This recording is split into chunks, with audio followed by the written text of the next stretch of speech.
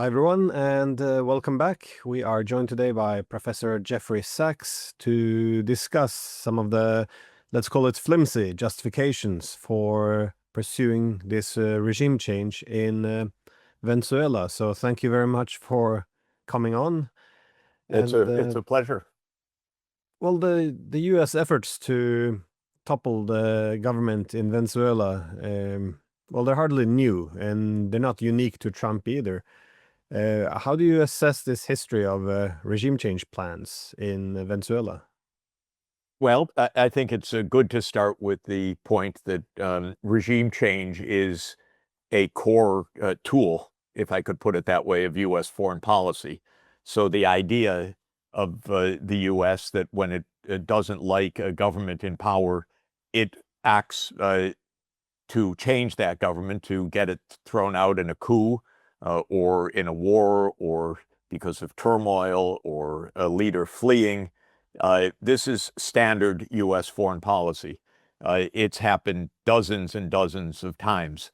I always recommend the wonderful study by Lindsay O'Rourke, a book called Covert Regime Change, published in 2018, where she documents 70 regime change operations by the United States between 1947 and 1989, the Cold War period.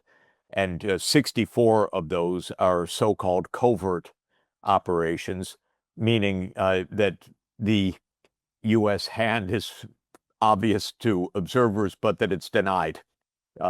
What's happening in Venezuela is pretty overt. The president even is proudly boasting that he has tasked the CIA with operations inside Venezuela. He hasn't told us exactly what those will be. He's amassed a large flotilla nearby Venezuela. Many U.S. Politicians have threatened Maduro. The U.S. has put a $50 million bounty on his head. Just Wild West. So this is an especially vulgar and flagrant regime change operation, but it's part of the standard U.S. foreign policy arsenal, no different from dozens and dozens of other regime change operations. Yeah, it has absolutely nothing to do with narcotics, if I could add.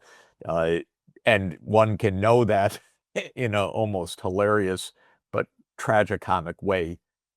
The U.S. has been trying to bring down the regime in Venezuela for at least 23 years, because it goes back to a coup attempt in 2002 in which the CIA is at least implicated, whether it was causal or just knew about it in advance and so forth. There is, of course, the usual deniability and denials. But in any event, there was a coup attempt against President Nicolas Maduro's predecessor, Hugo Chavez, in 2002, in which the United States, without question, knew all about the coup attempt before it occurred, quickly backed the post-coup government, but then Chavez retook power, and the U.S. said, we had nothing to do with this. And so since then, there have been multiple explanations and reasons given. The narcotics explanation is the most recent and the most flimsy, I would say, of all. I don't think anybody takes it seriously. I was going to say, all these regime change operations, though, they're dangerous for actually open societies, because open societies become a vulnerability. NGOs are now, seen as possible weapons. The people exchanges, which were supposed to build trust, are instead seen as possibly being weaponized, and again, everything becomes a security challenge. That's exactly right, and therefore, this regime change approach is democracy destroying. If you threaten another country's government through overt or covert means, it's likely that that government, with its military, will tighten the bolts and actually clamp down on democratic institutions. because it's under assault from outside. And as you mentioned, and I think it's a very, very important point, the U.S. uses several tools for regime change. Sometimes it's the military, often it's the CIA. It has been assassinations, support for coups, support for unrest, buying generals, many things. But one of the things the United States does is pay foreign politicians, supports foreign media, uh, creates and supports NGOs, so-called, which are in the service of regime change. So all through the contested territories of Eastern Europe, the Caucasus, the former Soviet Union, you see the U.S. playing games of actively supporting some kind of subversion or narrative control through media that the United States pays for. Then the government typically says, you have to register as a foreign agent or we close you down. And then Brussels jumps up and down and says, oh, you see how anti-democratic they are. I don't know whether these people are fools. I think they're basically malevolent, not fools. It's a game. Try to buy your way in or bribe your way in or overturn your way into power in another country when that other country clamps down or kicks out the NGO you've been supporting, rules it for an agent. Then you say, oh, you see, this is anti-democratic. And then all the voices in Brussels say, we're for democracy. But democracy is easily manipulated from the outside. And actually, it's not only the United States doing this. Europe got into this big time. So I don't want to exonerate Europe. Europe is playing these games all through the contested zone between Russia and Europe, in the Caucasus, in Moldova, in other places. Elections barely are elections anymore. They're contestations of European money, US money, Russian money, who knows? But this is a Western-style subversion of which the United States is the lead player. Yeah, we used to, about 15 years ago, criticize the Russian concept of sovereign democracy. They said, well, first we have to have sovereignty, get the foreign influence out, then we can have democracy. And this was seen as an assault on democracy itself. But by the way, it was an assault on the American tools of regime change. And so the attack on it was not an innocent attack. It's, oh, they're defending themselves against our machinations. And this is the problem. You play games, you'll get games on all sides. And then you call out the games the other side plays. But you have to look at how this evolves. And this has been, I would say, the predominant form of U.S. foreign policy for many decades. After all, if it's 70 cases between 1947 and 1989, well documented by Professor O'Rourke, and there are dozens of cases since then, I've seen some with my own eyes, pretty ugly stuff, watching the U.S. government in action. This is a strange kind of foreign policy. You don't talk to the other side, you bring them down. Well, circling back to Venezuela, though, I thought it was interesting the justification they're going after. You mentioned narco terrorism because when Machado was given the Nobel Peace Prize, it looked like it was a bit of a layup, offering to make her the new Juan Guaido. It seems to me to be quite an important play in terms of giving a justification for the invasion of Venezuela, that is to spread democracy, which fits very nicely into the past decades of liberal democratic justifications for warfare. But Trump didn't seem to take the bite or go with this justification. Instead, he went fully in with narco terrorism. Um, how do you make sense of this choice? The decision seemingly by Trump not to go with this ideological justification for invading, and which would have at least had more support for this war from the Europeans. First of all, I'm sorry to say it, but the shame that the Norwegian Nobel Peace Prize Committee brought on the Nobel Peace Prize is unbelievable. And if, God forbid, there is now a military intervention, the destruction that the Norwegian Nobel Prize Committee has brought is just unfathomable. What are they doing? This is so vulgar. And to have a Peace Prize winner calling for military intervention against international law, against the UN Charter, and in an absolutely vulgar way is something that I hope people in Norway think about.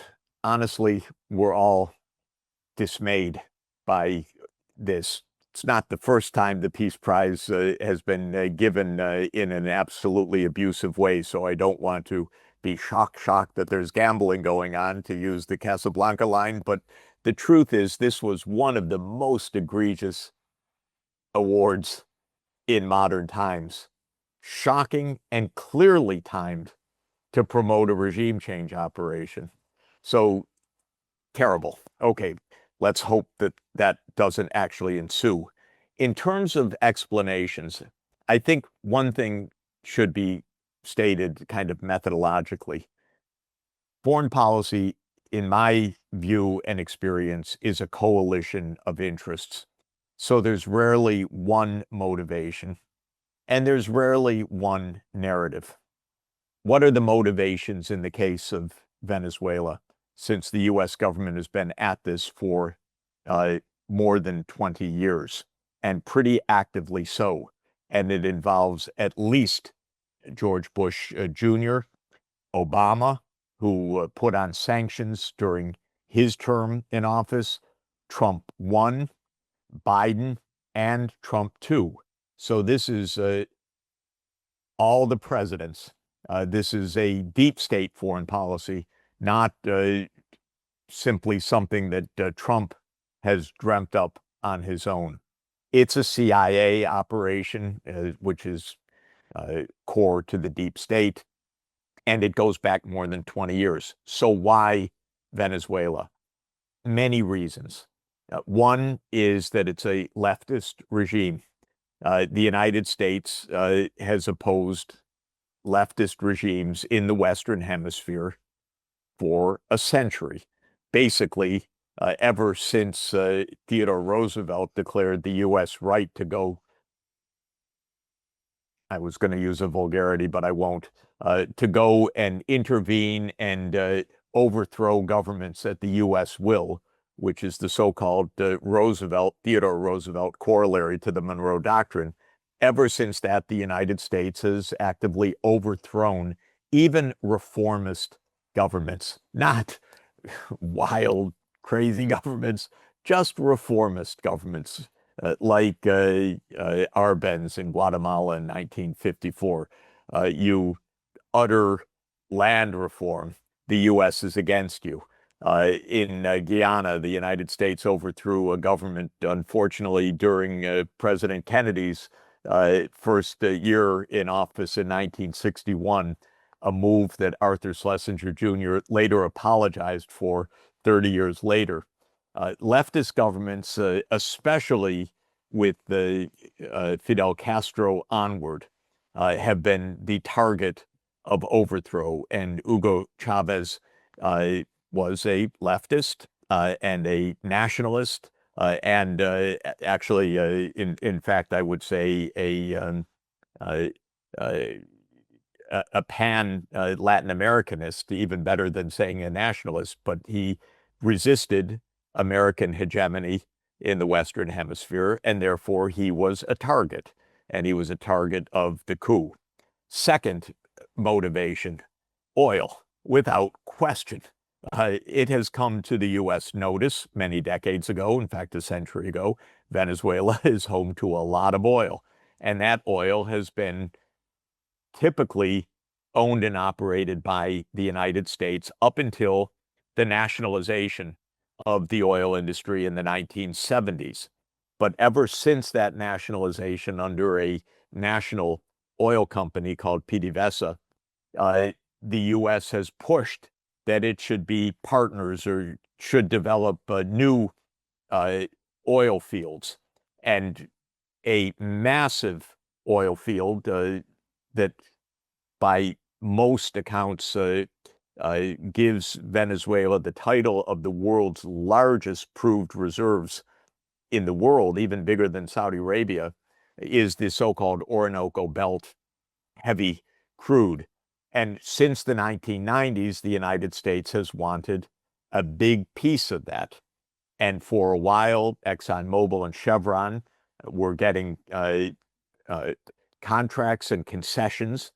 And then in the 2000s, under Chavez, he said that Venezuelan interests at least needed a majority of any of these concessions. And ExxonMobil protested and was nationalized. If there's a cause for war in the United States, it's to touch the American oil industry. And this is what Chavez directly took on. And since then, the U.S. has basically tried to put Venezuela in friendly hands. And our Nobel laureate openly says, when we come to power, we open these resources for American interests. You can't make this stuff up, except this is exactly the language Zelensky used to keep the U.S. And Trump interested in Ukraine as well. Leaders who give up their national assets to the United States for whatever their political play is. So oil is a second very big motive, and it remains so until now, and it's been a principal object of attack by Trump in his first term, when Trump basically brought PDVSA down to its knees by restricting all of its finances, by seizing its assets in the United States, assigning them to a so-called interim president, Juan Guaido, whose name you mentioned, that the United States, from the Oval Office, designated as the, quote, real president of Venezuela. So oil is a big part of this interest. There's another part of this story, which is that Guyana, next door, has become a real gusher for ExxonMobil. And ExxonMobil is making a lot of money, and Venezuela is making a claim on territory that it contests in Guyana. All the more reason to overthrow the Venezuelan government, not to mess up this lucrative operation of ExxonMobil. There's a third motivation, which is domestic U.S. politics. Marco Rubio is the emblem of that. When he was senator from Florida, he championed the cause of overthrowing leftist governments in the Americas, in Venezuela, in Cuba, in Nicaragua. This plays very well with the expat community in Florida, in South Florida. It wins votes. And so Rubio was appealing to very local politics. Why would that affect national politics? Two reasons. One, Florida is an important swing state with a lot of electoral votes. Winning Florida is very important for winning the presidency. Second, it just happens, not completely coincidentally, therefore, that Marco Rubio was appointed Secretary of State. So this is his vendetta also being carried out at this point. So this is and there's a fourth very important point, which is that partly under the U.S. pressure, partly for ideological reasons, Venezuela looks to Russia as an ally, as a military supplier, and so forth. And so there's a U.S.-Russia proxy battle going on as well. It's not like the war in Ukraine, thank God, not yet. We hope it never becomes that. But this is another U.S.-Russia clash, and that is another part of this story. So there are many constituencies that are supporting regime change, whether out of ideology, whether out of oil, whether out of foreign policy interests, whether out of domestic votes. But a lot of that fits Trump's agenda. But I have to stress again, this has been an agenda basically going back to George Bush Jr. So it's not so particular to Trump. Trump is the most open and vulgar of all our presidents. He's famous for saying the things that others don't say about overthrows and violence and wanting other people's resources and so on. But he merely exposes what is beneath the surface and not spoken in polite company. Trump finds actually a certain thrill in saying out loud what others don't say out loud. And that is part of what's happening as well. Final point on this, just to say a very interesting thing. When Trump came to power in 2017, he had a dinner with Latin American leaders. Two of the presidents that were in attendance have told me independently basically the identical story, that Trump sat back at the dinner and said, and this is 2017, why don't I just invade Venezuela? So this has been on his mind for 8 years. And I heard a detailed rendition of this from one of the presidents, and then recently from another one that was at the dinner. And they described it each independently the same way. So Trump has been thinking about invading Venezuela back to 2017. At the time, you don't find narco trafficking as any part of the explanation. Leftist, ideological, Cold War, oil, unfair to us, whatever you want to say, but they make up the narrative as they go along. What is the consistent part is the regime change part. It's fascinating, the that dinner. I haven't heard about that. Yeah, no, it's Yeah. so interesting. And I was recently told the same story, almost coincidentally. I didn't pry it out of somebody, but I heard the same thing, and you hear it from two sides. And this was Trump openly musing, and these leaders had to say to him, by the way, "Oh, Mr. President, probably not such a good idea. Probably there are other ways to do things." And what they did, so it's very interesting to track this. Already Obama, very surprising, another Nobel Peace Prize winner, declared that Venezuela constituted a national emergency for U.S. national security because he was invoking the International Economic Emergency Powers Act, the IEEPA, and he started putting on sanctions.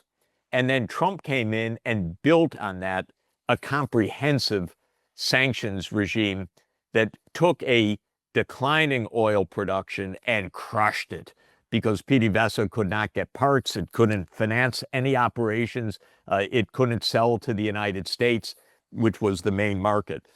So Trump completely obliterated the finances of Venezuela, and the Venezuelan economy has declined by, in real terms, and this is hard to estimate, I have to say, because the data are very shaky when you're talking about these kinds of cataclysms, but the official data show roughly a 70% decline of GDP from the peak, which is unheard of in peacetime.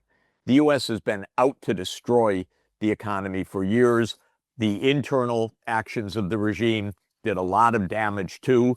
So when you try statistically to ask how much were the sanctions, how much was internal, maybe it's 50-50 or maybe it's 60-40 one way or another, but both have played a role. But Trump was after crushing Venezuela in the first term.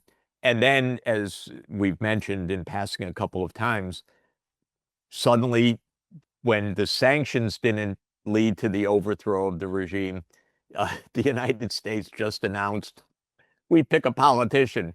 Okay, he's in the Congress. Juan Guaido, he's president.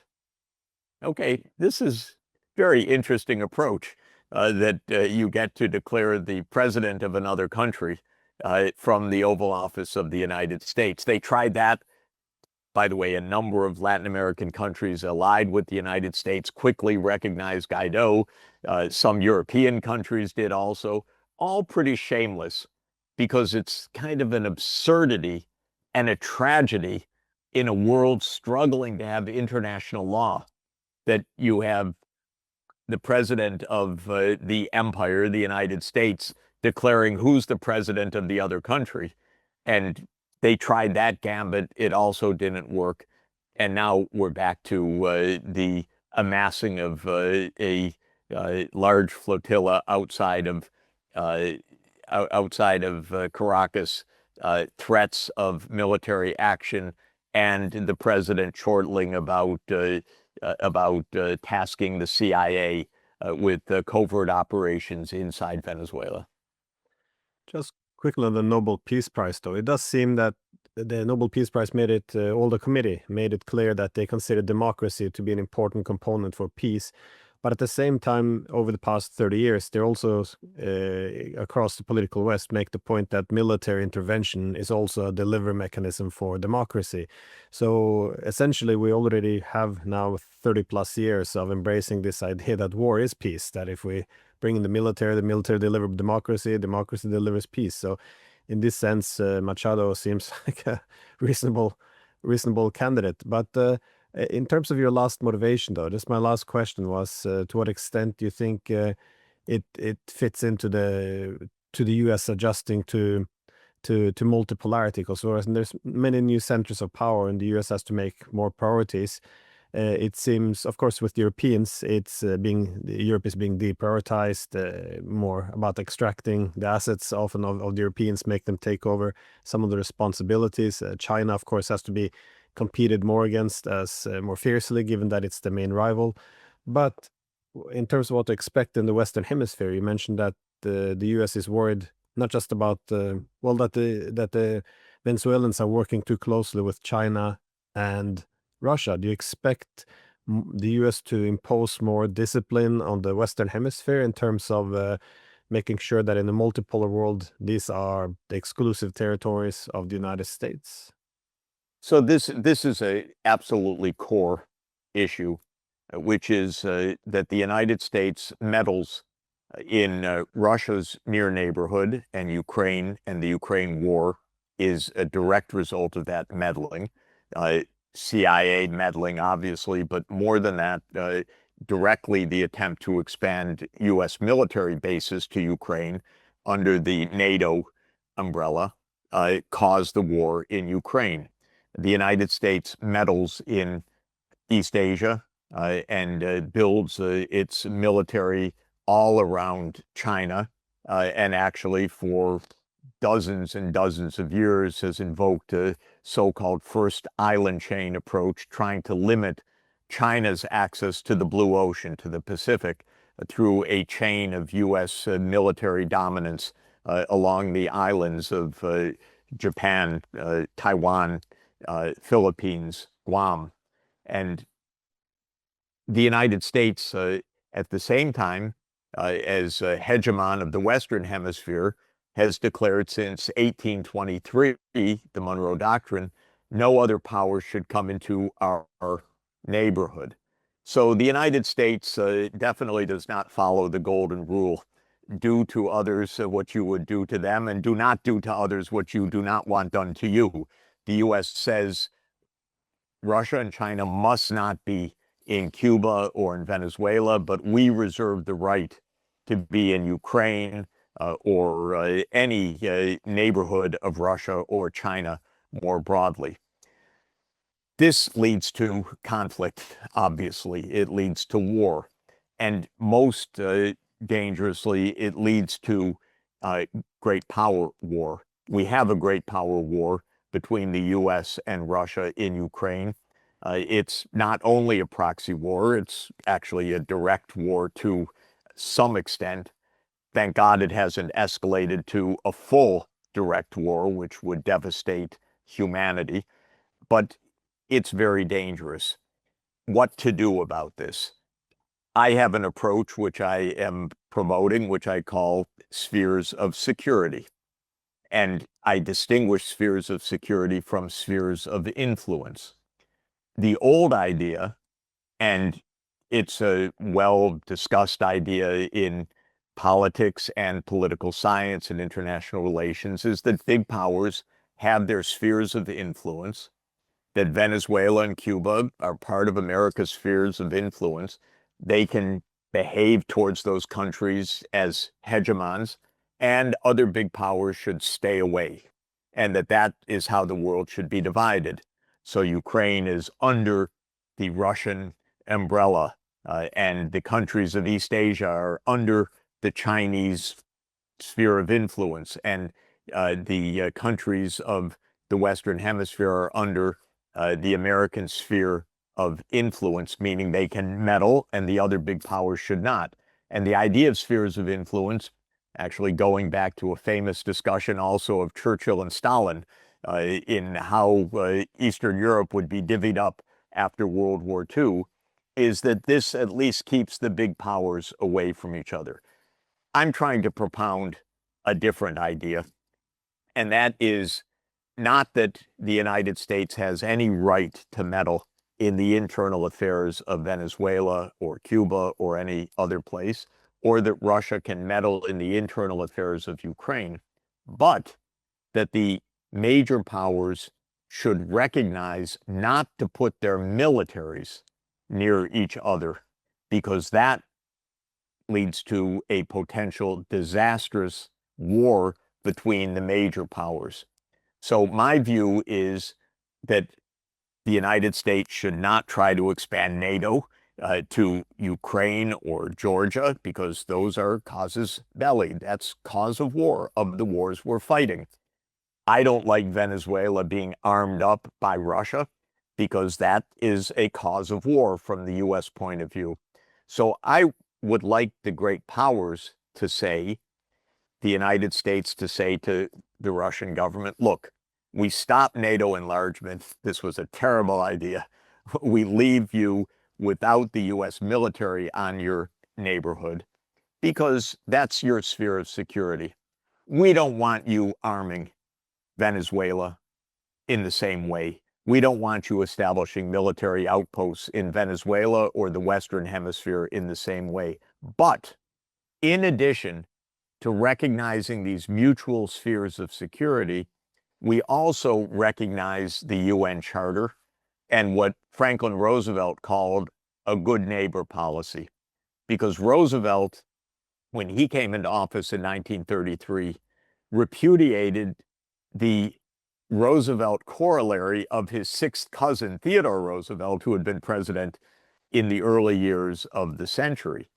His sixth cousin, Theodore Roosevelt, had said, we'll intervene. We're the policemen of the Western Hemisphere. His younger cousin, Franklin, said, no, we won't intervene. We'll have a good neighbor policy. But we also don't want the Western Hemisphere used by other belligerent forces. So, Glenn, to put it simply, I'm not comfortable at all with Russia arming up Venezuela. I'm profoundly disturbed, obviously, completely against any regime change operation by the United States in Venezuela. I'm completely against NATO enlargement to Ukraine for the same reason. I would like the United States, Russia, and China to say, we're not going to tread militarily in each other's neighborhoods. That's flashpoints and causes of war. We're also going to be good neighbors to our own neighbors. Having the United States not expand NATO to Ukraine is not a license for Russia to meddle in Ukraine's internal affairs. It's only a license for Russia to say no to NATO enlargement. And similarly, in the Western Hemisphere, in East Asia. So my point is, what we're seeing in Venezuela is partly typical resource imperialism, grab oil if you can. It's partly domestic U.S. politics. It's partly ideology of right-wingers in the United States, overthrow leftist governments. But it's also this great power competition, which is very dangerous. It's the most dangerous part of all, that these flashpoints escalate to war, as has happened in Ukraine, as could happen in the Western Hemisphere with Venezuela into a broader disastrous war, and as could happen in East Asia, especially over Taiwan. The great powers should stay out of each other's security zones so that we don't end up in that kind of war. We did an excellent talk on spheres of security, and I will leave a link to that in the description because I can't recommend that enough. And I also made the point then that countries like Mexico, they should have the freedom to have any political and economic relationships they want, but we also have to be very honest. They do not have the freedom to establish any military relationships they Exactly. want. So I think returning to this common sense, I think, is necessary. Well, thank you so much for taking the time. I know you're very, very busy traveling around, so thanks again. See you again soon. Thank you very much.